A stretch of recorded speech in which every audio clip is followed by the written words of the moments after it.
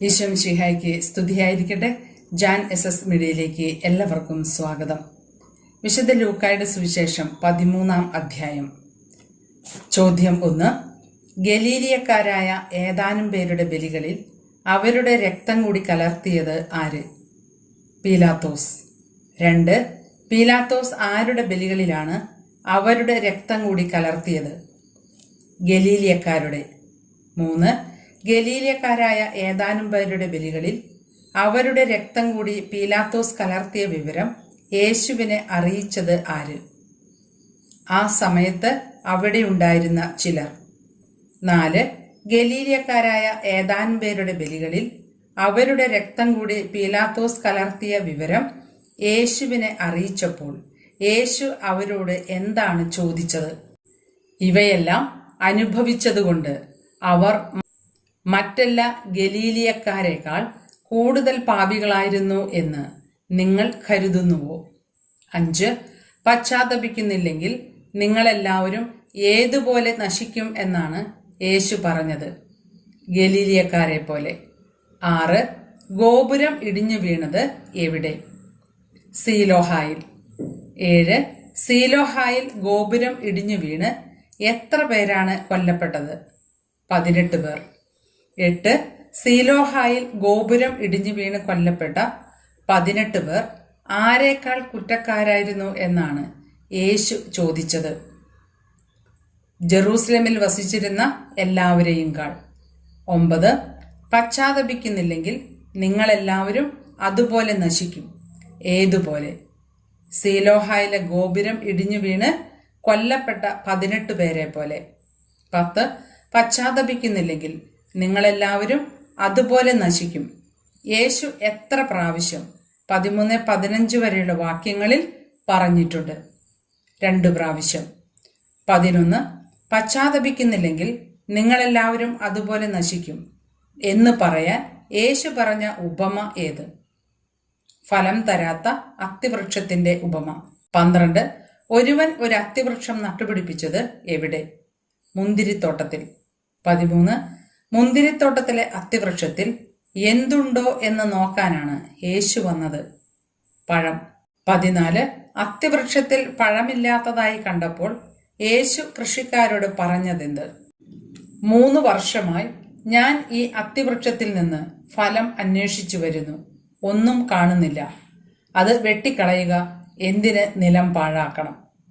15. എത്ര വർഷമായിട്ട് യേശു അത്തിവൃക്ഷത്തിൽ ഫലം അന്വേഷിച്ചു വരുന്നു? 3 വർഷമായിട്ട്. 16. അത് വെട്ടിക്കളയുക, എന്തിന് നിലം പാഴാക്കണം എന്ന യേശുവിന്റെ ചോദ്യത്തിന് കൃഷിക്കാരൻ പറഞ്ഞ മറുപടി എന്ത്? യജമാനനെ, ഈ വർഷം കൂടി അത് നിൽക്കട്ടെ, ഞാൻ അതിന്റെ ചുവട് കിളച്ച് വളമിടാം. 17. ചുവട് കിളച്ച് വളമിട്ടതിന് ശേഷം എന്ത് നൽകിയില്ലെങ്കിൽ നീ ഇത് വെട്ടിക്കളഞ്ഞുകൊള്ളുക എന്നാണ് കൃഷിക്കാരൻ യേശുവിനോട് പറഞ്ഞത്. ഫലം നൽകിയില്ലെങ്കിൽ. 18. യേശു സിനഗോഗിൽ പഠിപ്പിച്ചുകൊണ്ടിരുന്നത് എപ്പോൾ, അല്ലെങ്കിൽ എവിടെ? ഒരു സാബത്തിൽ. 19. സിനഗോഗിൽ ആരാണ് ഉണ്ടായിരുന്നത്? കൂനിപ്പോയ ഒരുവൾ. 20. കൂനിപ്പോയ ആ സ്ത്രീയുടെ പ്രത്യേകത എന്തായിരുന്നു? ഒരാത്മാവ് ബാധിച്ച് രോഗിണിയായി നിവർന്നു നിൽക്കാൻ സാധിച്ചിരുന്നില്ല. 21. എത്ര വർഷമായിട്ടാണ് കൂനിപ്പോയ സ്ത്രീയെ ആത്മാവ് ബാധിച്ചിരുന്നത്? 18 വർഷം. 22. കൂനിപ്പോയ സ്ത്രീയെ അടുത്തു വിളിച്ചത് ആര്? യേശു. 23. യേശു കൂനുള്ള സ്ത്രീയോട് പറഞ്ഞതെന്ത്? സ്ത്രീയെ, നിന്റെ രോഗത്തിൽ നിന്ന് നീ മോചിക്കപ്പെട്ടിരിക്കുന്നു. 24. സ്ത്രീയെ, നിന്റെ രോഗത്തിൽ നിന്ന് നീ മോചിക്കപ്പെട്ടിരിക്കുന്നു. ആര് ആരോട് പറഞ്ഞു? യേശു കൂനുള്ള സ്ത്രീയോട്. 25. യേശു കൂനുള്ള സ്ത്രീയുടെ മേൽ കൈകൾ വച്ചപ്പോൾ എന്താണ് സംഭവിച്ചത്? തൽക്ഷണം അവൾ നിവർന്നു നിൽക്കുകയും ദൈവത്തെ സ്തുതിക്കുകയും ചെയ്തു. 26. യേശു സാബത്തിൽ രോഗം സുഖപ്പെടുത്തിയതിൽ കോപിച്ചത് ആര്? സിനഗോഗ് അധികാരി. 27.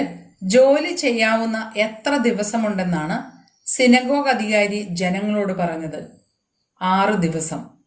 28 ജോലി ചെയ്യാവുന്ന 6 ദിവസങ്ങളിൽ എന്ത് നേടിക്കൊള്ളാനാണ് സിനഗോഗ് അധികാരി പറഞ്ഞത്? രോഗശാന്തി. 29 രോഗശാന്തി നേടുന്നത് ഏത് ദിവസമാണ് പാടില്ലാത്തത്?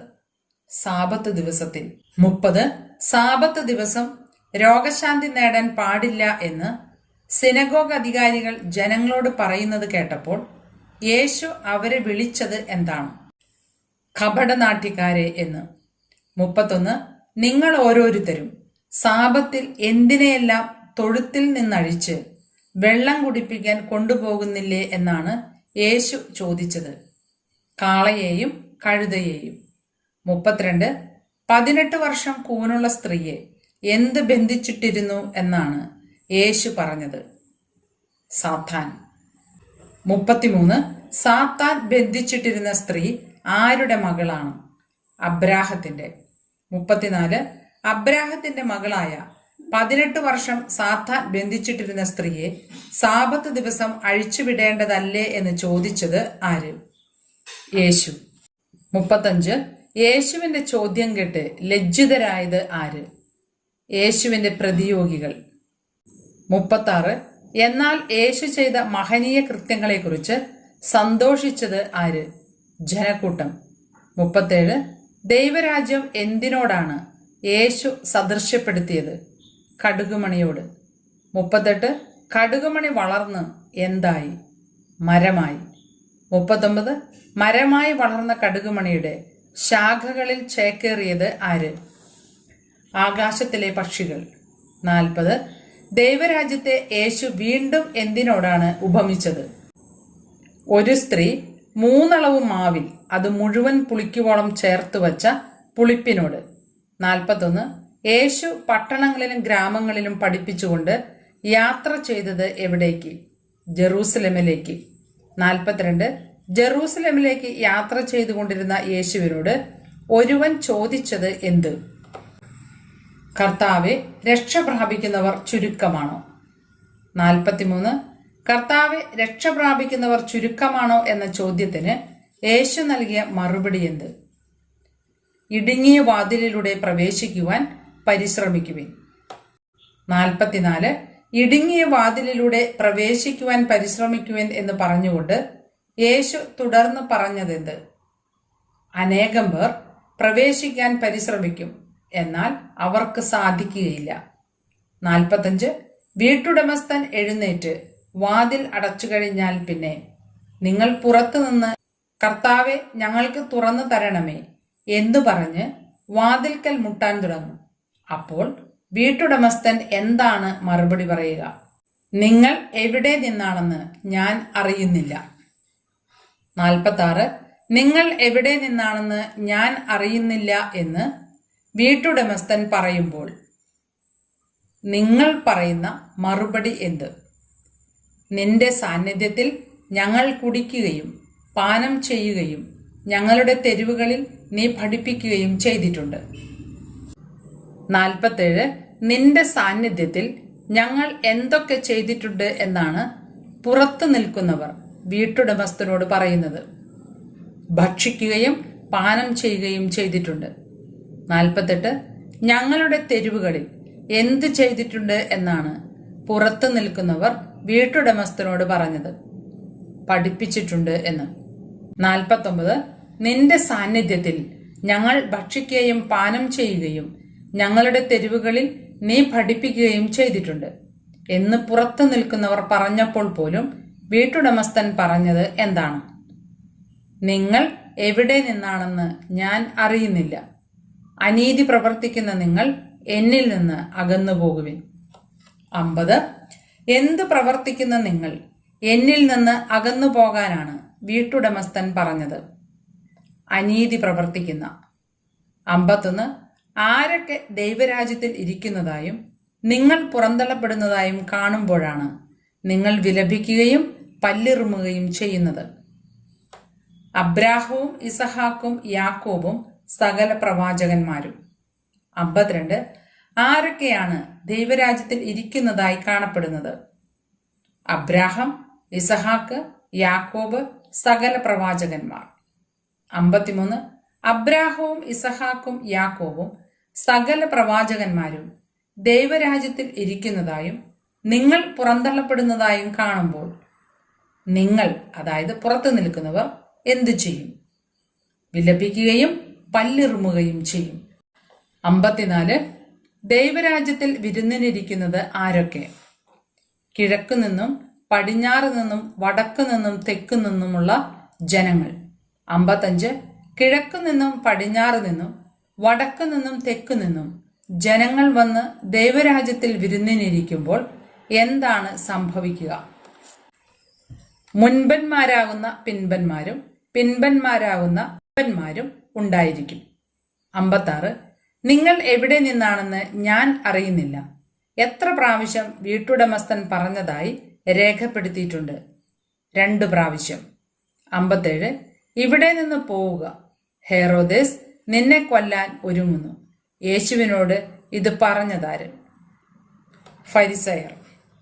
58. യേശു ഹെറോദേസിനെ വിളിച്ചത് എന്ത്? കുറുക്കൻ. 59. ആ കുറുക്കനോട് പറയുവിൻ എന്ന് പറഞ്ഞിട്ട് ഞാൻ എന്തെല്ലാം ചെയ്യും എന്നാണ് പറഞ്ഞത്? ഞാൻ ഇന്നും നാളെയും പിശാചുക്കളെ പുറത്താക്കുകയും രോഗശാന്തി നൽകുകയും ചെയ്യും. 3-ാം ദിവസം എന്റെ ദൗത്യം ഞാൻ പൂർത്തിയാക്കിയിരിക്കും. 60. എത്രാം ദിവസമാണ് എന്റെ ദൗത്യം പൂർത്തിയാക്കിയിരിക്കും എന്ന് യേശു പറഞ്ഞത്? 3-ാം ദിവസം. 61. ഇന്നും നാളെയും മറ്റന്നാളും ഞാൻ എന്റെ യാത്ര തുടരേണ്ടിയിരിക്കുന്നു എന്ന് ഈശോ പറയാൻ കാരണം? ജെറൂസലമിന് പുറത്തു വെച്ച് ഒരു പ്രവാചകൻ നശിക്കുക സാധ്യമല്ലാത്തതുകൊണ്ട്. 62. എവിടെ വെച്ച് ഒരു പ്രവാചകൻ നശിക്കുക സാധ്യമല്ല എന്നാണ് യേശു പറഞ്ഞത്? ജെറൂസലമിന് പുറത്ത്. 63. യേശു എപ്രകാരമാണ് ജെറൂസലമിനെ സംബോധന ചെയ്തത്? ജെറൂസലേം, ജെറൂസലേം, പ്രവാചകന്മാരെ കൊല്ലുകയും നിന്റെ അടുത്തേക്ക് അയക്കപ്പെടുന്നവരെ കല്ലെറിയുകയും ചെയ്യുന്നവളെ എന്ന്. 64. ആരാണ് പ്രവാചകന്മാരെ കൊല്ലുന്നത്? ജെറൂസലേം. 65. തന്റെ അടുത്തേക്ക് അയക്കപ്പെടുന്നവരെ ജെറൂസലേം എന്തു ചെയ്യുന്നു? കൊല്ലുന്നു. 66. പിടക്കോഴി കുഞ്ഞുങ്ങളെ ചേർത്ത് നിർത്തുന്നത് എവിടെ? ചിറകിൻ കീഴിൽ. 67. ഏതുപോലെ നിന്റെ സന്താനങ്ങളെ ഒന്നിച്ചു ചേർക്കുന്നതിന് ഞാൻ എത്രയോ പ്രാവശ്യം ആഗ്രഹിച്ചു എന്നാണ് യേശു പറയുന്നത്? പിടക്കോഴി കുഞ്ഞുങ്ങളെ ചിറകിൻ കീഴിൽ ചേർത്ത് നിർത്തുന്നത് പോലെ. 68. പിടക്കോഴി കുഞ്ഞുങ്ങളെ ചിറകിൻ കീഴിൽ ചേർത്ത് നിർത്തുന്നത് പോലെ നിന്റെ സന്താനങ്ങളെ ഒന്നിച്ചു ചേർക്കുന്നതിന് ഞാൻ എത്രയോ പ്രാവശ്യം ആഗ്രഹിച്ചു, പക്ഷെ സമ്മതിക്കാതിരുന്നത് ആര്? ജെറൂസലേം നിവാസികൾ. 69. ജെറൂസലേമിന്റെ സന്താനങ്ങളെ ഒന്നിച്ചു ചേർക്കുന്നതിന് താൻ ആഗ്രഹിച്ചുവെങ്കിലും നിങ്ങൾ സമ്മതിച്ചില്ല. അതുകൊണ്ട് നിങ്ങളുടെ ഭവനം എങ്ങനെയായിരിക്കുന്നു എന്നാണ് യേശു പറയുന്നത്? പര്യത്യക്തമായിരിക്കുന്നു. 70. നിങ്ങളുടെ ഭവനം പര്യത്യക്തമായിരിക്കുന്നു എന്ന് പറയാൻ കാരണമെന്ത്? ജെറൂസലേമിന്റെ സന്തതികളെ ഒന്നിച്ചു ചേർക്കുന്നതിന് നിങ്ങൾ സമ്മതിക്കാതിരുന്നതുകൊണ്ട്. 71. നിങ്ങൾ എന്ത് പറയുന്നതുവരെ എന്നെ നിങ്ങൾ കാണുകയില്ല എന്നാണ് യേശു ജെറൂസലേം നിവാസികളോട് പറഞ്ഞത്. കർത്താവിന്റെ നാമത്തിൽ വരുന്നവൻ അനുഗ്രഹീതൻ എന്ന് പറയുന്നത് വരെ. 72. കർത്താവിന്റെ നാമത്തിൽ വരുന്നവൻ അനുഗ്രഹീതൻ എന്ന് പറയുന്നത് വരെ ആരെ കാണുകയില്ല? യേശു ജെറൂസലേം നിവാസികളെ.